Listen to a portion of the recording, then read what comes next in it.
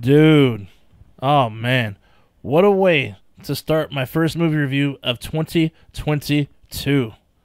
The title of this film alone tells you all need to know. Anyhow, no more wasting time.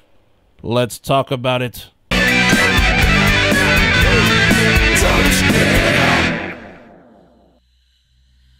For the Sake of Vicious, directed by Gabriel Carrer and Rhys Evanson. And this is available on Shudder, Amazon, iTunes, and Vudu. As always, slight spoilers, but not the ending. Alright, so here's Romina, a nurse who's just getting off work and heading home. It's Halloween night, so she snatches some candy on her way out for her kid. Now it's time to go home and chill for a bit before she picks him up to go trick-or-treating. But as she walks in the house, she's welcomed by two dudes who broke in. One is out cold on the ground, and the other one is trying to reason with her, tell her why they're there. Of course she's freaking out. Who the hell are these bastards breaking into my home, right? Obviously. Eventually, this dude, who we find out is named Chris, and the dude who's knocked out and bleeding is named Alan.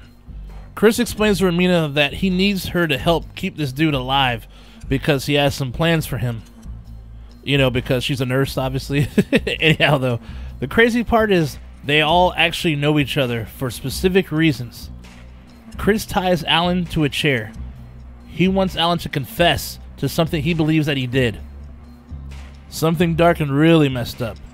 And every time Alan refuses, Chris beats the hell out of him. And Romina just doesn't even know what to think. But she does think that Chris should chill, though. I know you guys are thinking, like, what the hell is going on? And what did Alan do so bad to deserve this kind of treatment? And is Alan actually being truthful about his innocence? Well, that's where you gotta watch the movie. Anyhow, eventually Romina unties Alan. She gives him her phone so he can make a phone call. And at this point, Romina has everything and everybody in check.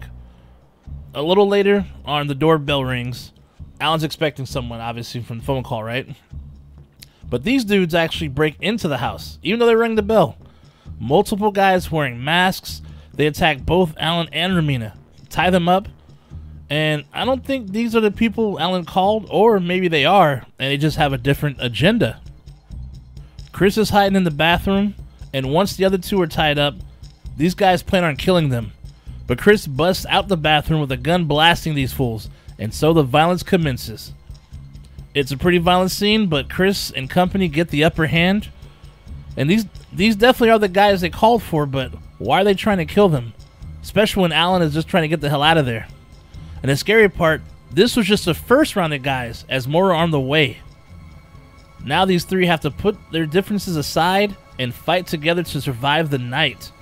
But can they? This movie is violent. Very violent. Beautifully violent. The fighting sequences are well done and messy.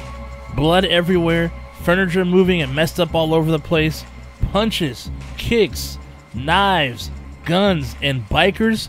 Oh my. I cannot stress to you how much I enjoyed this.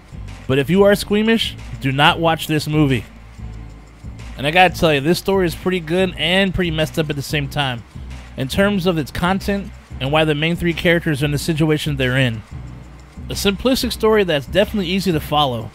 And I will say the use of sounds during dramatic sequences was done really well. It reminds me of like old school horror movies, you know, where it makes those weird, you know, like dun dun dun dun dun dun dun, boom boom boom, stuff like that. I know I'm sounding stupid, but I'm sure you get what I'm saying. It just adds to the tension and really drives the movie, though. I really enjoyed it, though. Acting was good. I'm not sure who you're supposed to root for in this movie. Maybe Chris? Maybe Romina? When you watch it, you'll understand what I mean. But I will say this. A certain somebody had a chance to escape, but chose not to. Also, I gotta give credit to the effects, man. The practical effects, nastiness, man, with lots of blood, man. I mean, oh, goodness, it was beautiful.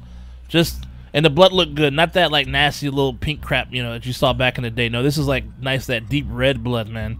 Yes. Yes. Oh, yes. Now, something I must add, though, that this film was released in 2020. But just recently wrapped on Shudder, which is how I found out about it. But one thing that is really cool, it did win some awards, though. It won an award from the Blood in the Snow Film Fest in Canada, as well as the Fright Fest. So, do I recommend this movie? Shit, dude. Hell yeah. Especially if you really enjoy hardcore violence, man. I mean, messy-ass hardcore violence. And it just intense shit, dude. Intense scenes, man.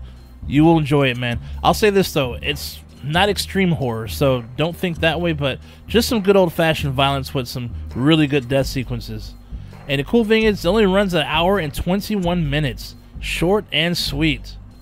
And like I said, man, this movie lives up to its name. For the sake of vicious, whew, yes, indeed. Anyhow, that's all for today.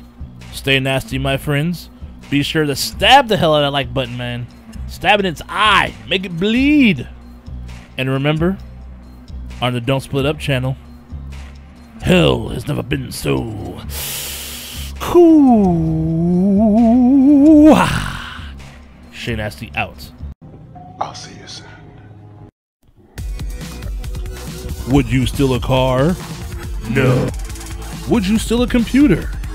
No. Would you steal a purse? No. Would you steal a TV? No. Have you subscribed to the Don't Split Up channel yet? No.